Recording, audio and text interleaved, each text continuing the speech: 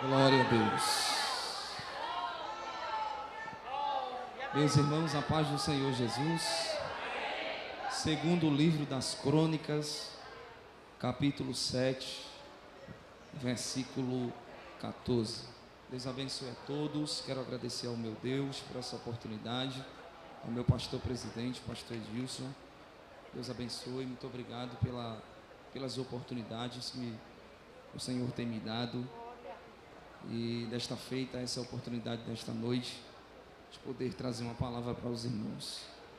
Deus abençoe a todos os obreiros aqui presentes, todos os irmãos e irmãs. Deus abençoe a todos de forma poderosa. Segundo o livro das Crônicas, capítulo 7, versículo 14. Vamos ler a partir do 13. A gente encerra com os de número 14. Amém, meus irmãos? Amém. Que diz assim: se eu cerrar os céus e não houver chuva, ou se ordenar aos gafanhotos que consumam a terra, ou se enviar a peste entre o meu povo, agora, e se o meu povo, que se chama pelo meu nome, se humilhar e orar e buscar a minha face e se converter dos seus maus caminhos, então eu ouvirei dos céus e perdoarei os seus pecados e sararei. Amém, queridos? Os irmãos podem se sentar, glorificando a Deus, e que o Senhor nos dê uma boa palavra em nome de Jesus. Meus irmãos, ao decorrer dessa festa, temos ouvido a voz de Deus através dos pregadores que aqui passaram e aqueles que ainda passarão, e fazendo menção e utilizando esse texto como base da sua mensagem. Então, o texto já está meio que familiarizado e bem familiar entre nós. Tanto é que eu já queria pular o versículo 13 para ler já o de número 14. Mas é interessante e vale a pena falar para os irmãos sobre os acontecimentos que antecederam esse episódio aqui e esse momento do capítulo 7 do segundo livro das Crônicas.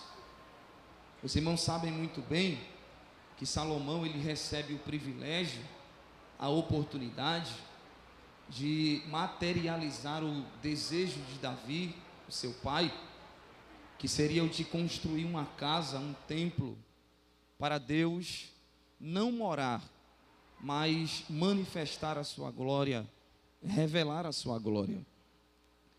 E Salomão ele recebe essa oportunidade, meus irmãos, essa dádiva, esse privilégio de materializar, de executar o desejo, o projeto e o plano que estava no coração de Davi, o seu pai. E é bem interessante falar para vocês sobre o que aconteceu no capítulo de número 1 desse mesmo livro, porque é um momento em que Salomão ele está conversando com Deus, ele está falando com o Senhor, e em meio a essa conversa, a essa oração, a esse diálogo, o Senhor vai aparecer para Salomão, vai se revelar para ele.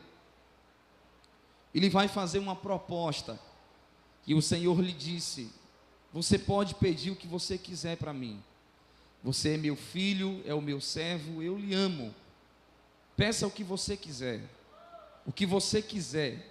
e o que você pedir, eu te darei. E a Bíblia diz que Salomão, ele observa o contexto, o cenário, a responsabilidade em que ele assumiu, o peso da responsabilidade que está sobre os seus ombros. E em resposta àquilo que o Senhor lhe propôs, Salomão vai pedir sabedoria para Deus. E meus irmãos, Deus gostou tanto do pedido de Salomão, Deus ficou fascinado pelo pedido que Salomão ele fez, ou com o pedido que Salomão lhe fez. que o Senhor disse para ele: muito bem, esse seu pedido foi ótimo, mas eu quero lhe dizer que como você não pediu riquezas, a morte dos seus inimigos, como você não pediu para mim nenhuma outra coisa senão sabedoria, para saber lidar, para saber gerir, entrar, sair, para saber conduzir o meu povo, Salomão, já que o seu pedido ele está baseado em uma preocupação positiva no que diz respeito ao meu povo, eu te digo, Salomão, que não somente sabedoria eu te darei. Se quiser me ajudar no teclado aí, meu querido, pode me ajudar.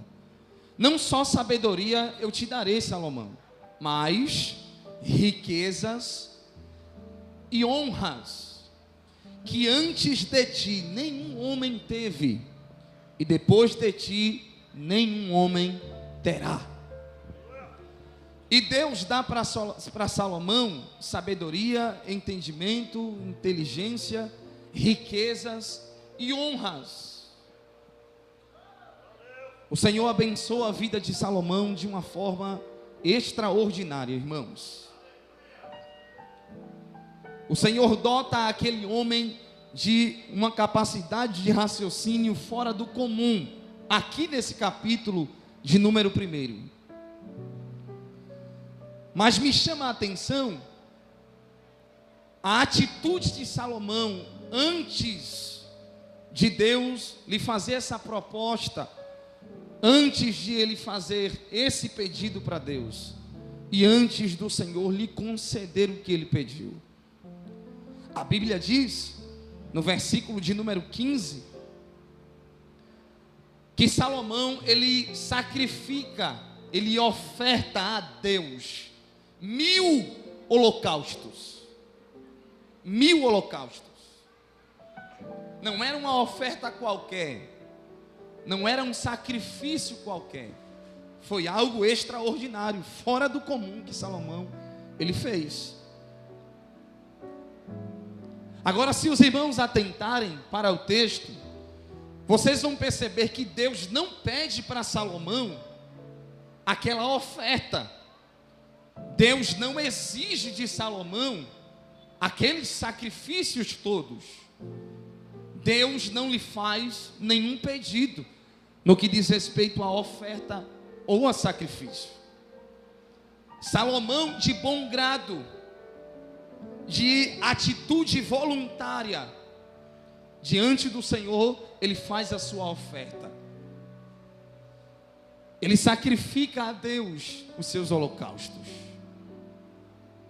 Era como se ele estivesse passando uma mensagem, meus irmãos, para nós hoje, de que para sermos gratos a Deus, de que para, através de alguma atitude, demonstrarmos gratidão, não é necessariamente Deus ele pedir, não é necessariamente Deus ele fazer alguma coisa, até porque ele já fez, para que venhamos retribuir, através de uma oferta ou sacrifício, aquilo que ele nos fez. Salomão, ele está deixando uma mensagem de que para ter uma atitude de gratidão diante de Deus, não é necessariamente termos motivos para isso, porque a oferta que Salomão, ele diante do Senhor sacrifica e deposita, é uma oferta totalmente voluntária. Deus não lhe pede, Deus não exige. Salomão, de bom grado e com um coração voluntário, ele oferta e ele sacrifica ao Senhor.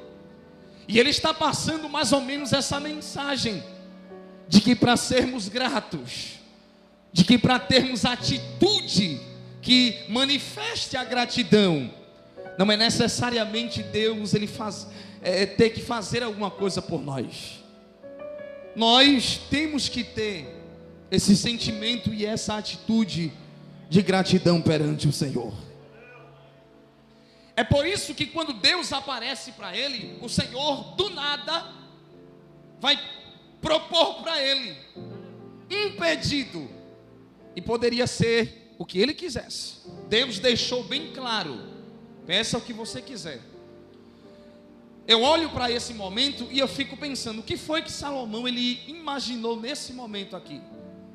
Porque Deus vai aparecer para ele do nada, sem avisar, já dizendo: o que você me pedir, eu vou te dar. O que você me pedir, eu te darei. Eu não quero explicação, eu não quero...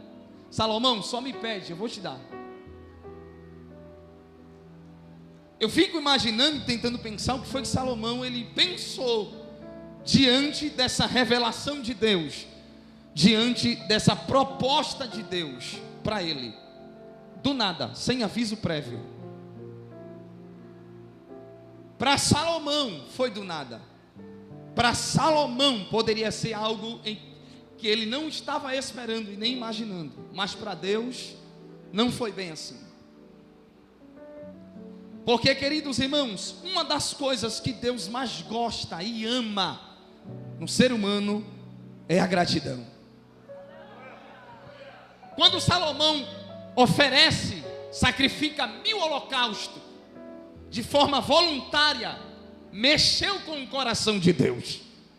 Aí Deus desceu na tenda de Salomão e disse assim para ele: você não sabe o porquê, você nem imagina o porquê, e você não estava nem esperando, mas aquela tua oferta mexeu com o meu coração, e por isso eu te digo: peça o que você quiser e eu entregarei na palma das tuas mãos. Eu quero aqui já profetizar algo para alguém que veio aqui nesta noite com um sentimento de gratidão, que Deus não tem memória curta, Deus não sofre de amnésia. Acredite, há uma recompensa de Deus diante de um ato de gratidão que você prestou diante dele. Há uma recompensa. Então Deus lhe dá sabedoria, Deus lhe dá riquezas, Deus enriquece Salomão, Deus o abençoa poderosamente. Porém, o capítulo 2, a Bíblia apresenta para nós a logística de Salomão no que diz respeito à construção do templo. Se os irmãos perceberem, o capítulo 2, ele vai mostrar para nós o momento em que Salomão vai recrutar trabalhadores, vai contratar trabalhadores para a construção do templo.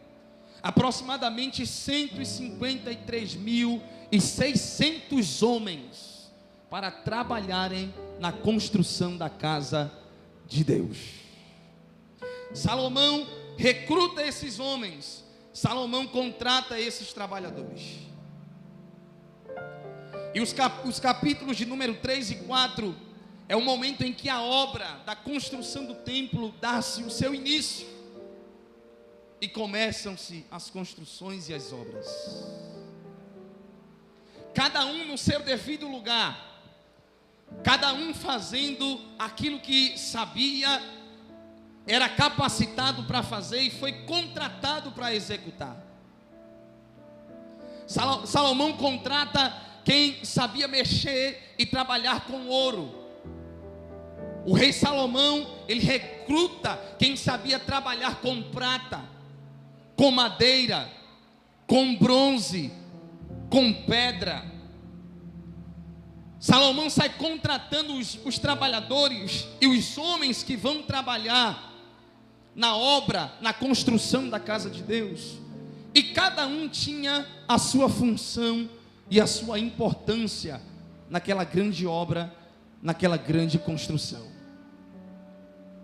E isso é interessante. Porque talvez, nós vamos chegar lá, irmãos. Talvez você possa estar pensando, e até na convicção, de que você não tem algum tipo de utilidade na casa de Deus, no meio do povo de Deus e dentro do reino de Deus. Porque você olha para o seu redor e você vê tantas pessoas, tanta tanta gente preparada, tanta gente com tantas habilidades, desempenhando um serviço e um trabalho digno para o Senhor e para o seu reino. E você olha para si mesmo e talvez você não consegue enxergar um certo potencial para que você possa ter utilidade e ser útil na casa do Senhor.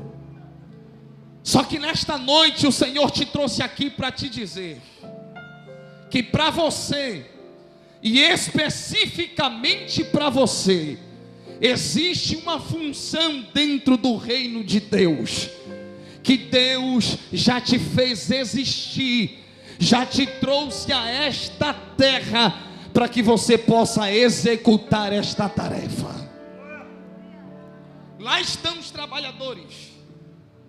Os capítulos de número 3 e 4 é o momento que a obra está sendo desenrolada e desenvolvida. Aproximadamente 7 anos, meus irmãos, 7 anos de trabalho braçal, ininterrupto. Todos os homens trabalhando, se esforçando e construindo a casa de Deus.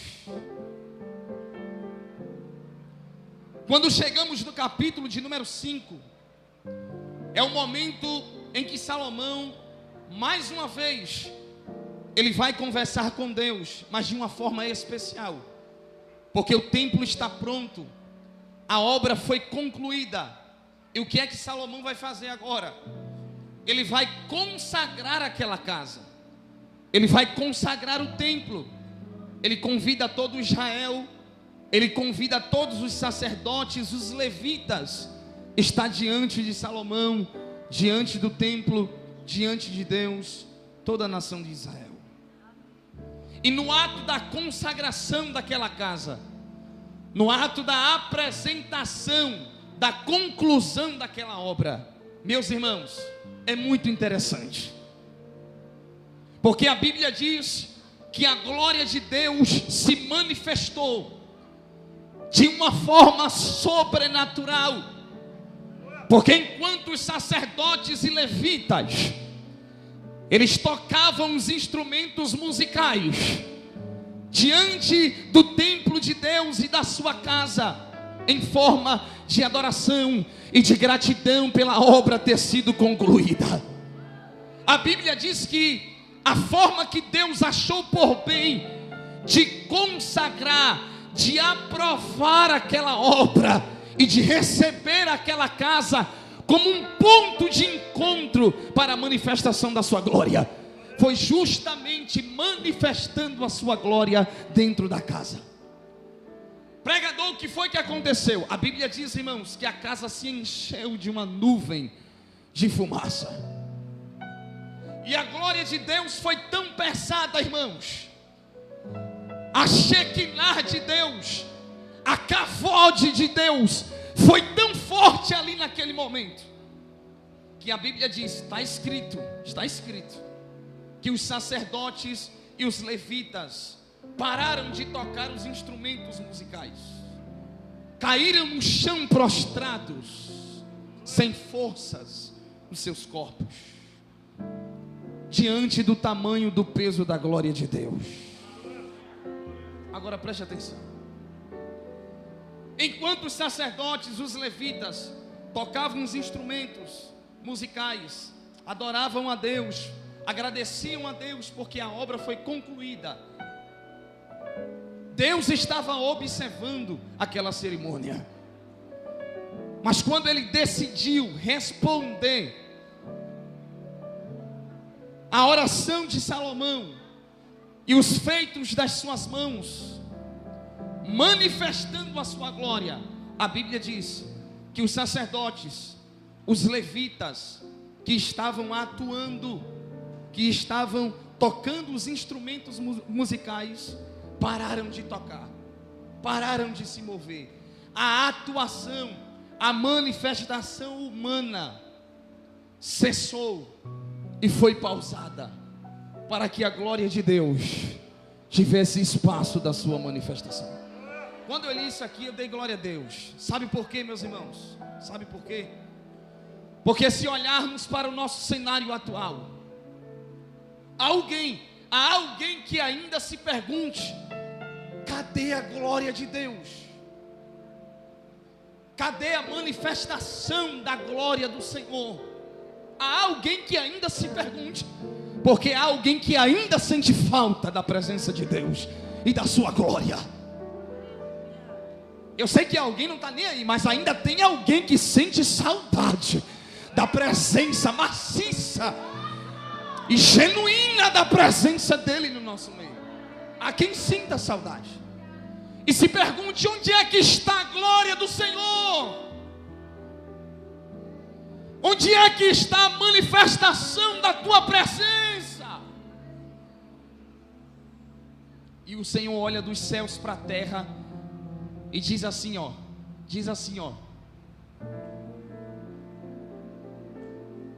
Quando a atuação dos homens no meio da minha igreja cessar, eu não estou falando de trabalho eclesiástico, eu não estou falando de trabalho social. Escute, Deus olha do céu e diz assim: quando a atuação, a importância exacerbada do homem no meio da minha igreja desaparecer, cessar, eu manifestarei, mostrarei a minha glória novamente.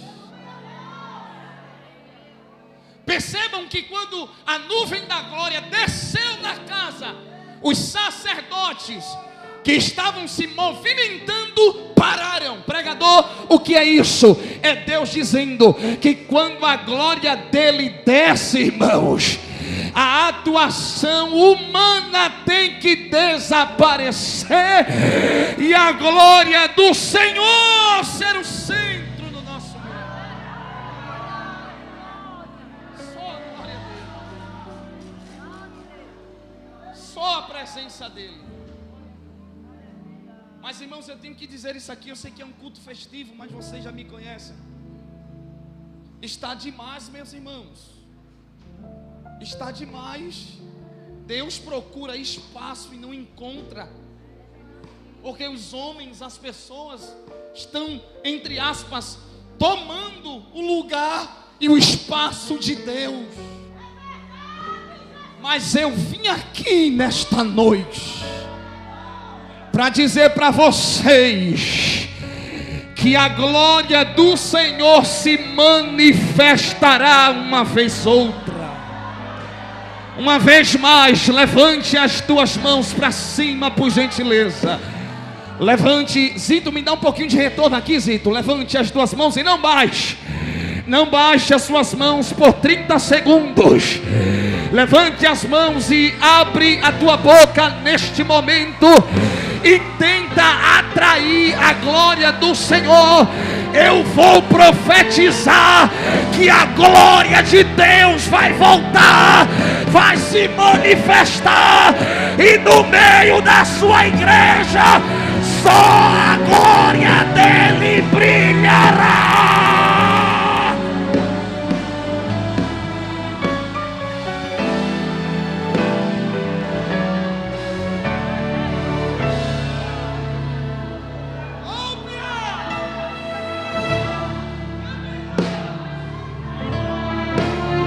Pega na mão dela aí, pega aí. Pega na mão dele, pega aí. Eu já vou parar, mas pega na mão dessa irmã. Pega na mão desse irmão. Olha para ele, olha para ela e diz assim: vamos atrair a glória de Deus. Vamos atrair a glória de Deus. Chega de glória para homem. Chega de aplaudir o homem. A glória dele, a glória dele, a glória.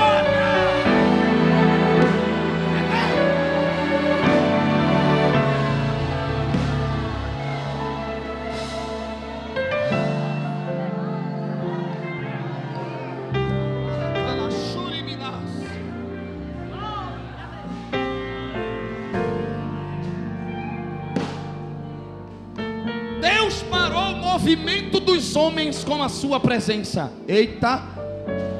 Oi. Deus parou o movimento dos homens com a manifestação da sua glória.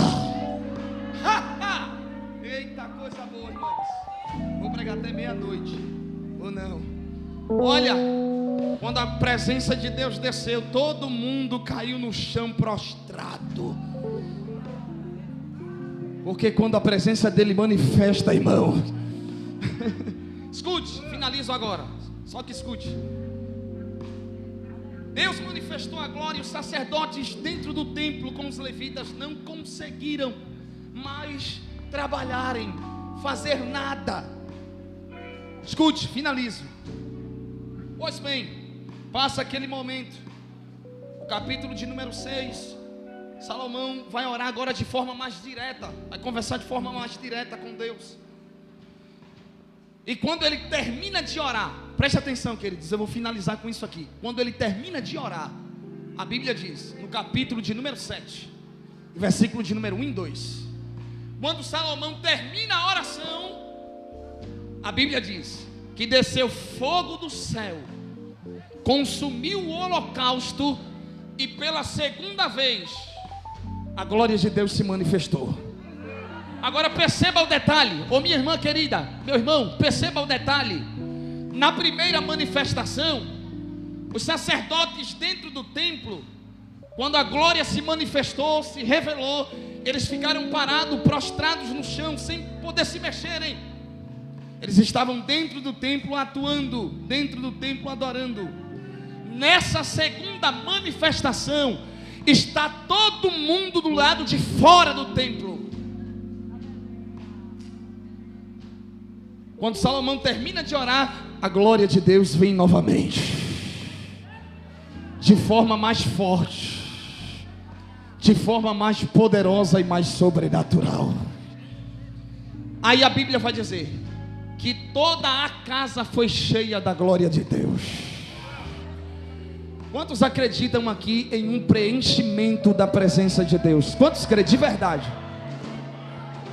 Fique de pé.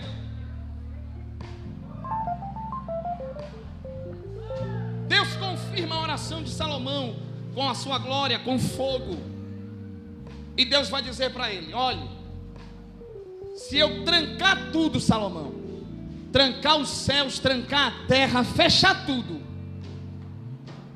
a terra não produzir, a peste assolar a nação, se eu fechar o céu e a chuva não descer, por causa do pecado desse povo, se eu fizer tudo isso, trancar o céu, trancar a terra, paralisar tudo, por causa da transgressão do povo, mas ainda que eu venha fazer isso, se esse povo, que se chama pelo meu nome, nem nome ele tem, se chama pelo meu, se humilhar, orar, se converter dos seus maus caminhos e buscar a minha face, eu revogo a sentença.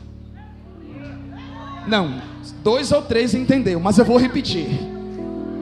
Deus estava dizendo para Salomão: eu já decretei, Salomão, se Israel pecar, errar, se desviar, eu fecho tudo. Mas se eles se arrependerem e voltarem para mim, eu revogo a minha sentença e abençoo a terra deles novamente. Agora eu quero ser bem direto. Depende de você nesta noite, não depende de Deus não. Quantos aqui querem ter a terra sarada? Quantos querem ter a terra sarada, de verdade? Depende de você, depende de mim. Não depende só de Deus. Deus deixou claro para Salomão: se eles se arrependerem, eu retiro o que eu falei e trago a prosperidade novamente para a casa de Israel. Deus quer sarar a tua terra, Deus quer sarar a sua vida, mas você precisa converter os seus caminhos, mudar de caminho, mudar de direção e começar a trilhar nos caminhos que o Senhor tem preparado para a tua vida. Quem não é evangélico, quem está afastado da igreja e deseja voltar para Jesus, Eu quero saber onde você está. Tem alguém que está afastado da igreja? Levante só a sua mão para eu lhe conhecer. Tem alguém que não é crente? Aí fora tem alguém? Quer voltar para Jesus? Quer que Ele sare a sua terra? A oportunidade é agora. Nós queremos orar pela sua vida. E o Senhor quer trazer chuva sobre a sua terra. O Senhor quer regar a sua lavoura e quer te fazer frutificar. Tem alguém que quer voltar para Jesus hoje? Ou que queira entregar a sua vida para Jesus pela primeira vez? Se não tem, que Deus abençoe. Aleluia. Quem foi abençoado pela palavra, dá uma glória a Deus. Amanhã a festa continua às 18h30. Amém, meus irmãos. E é muita vitória da parte do Senhor Jesus. O grupo de evangelismo que estava escalado hoje não houve possibilidade, mas vai cantar no segundo culto domingo e também vai cantar no sábado como um dos primeiros a serem chamados. Vamos ouvir ainda mais um louvor com Danilo, amém? Então olha para o teu irmão e diga: Deus está sarando a tua terra.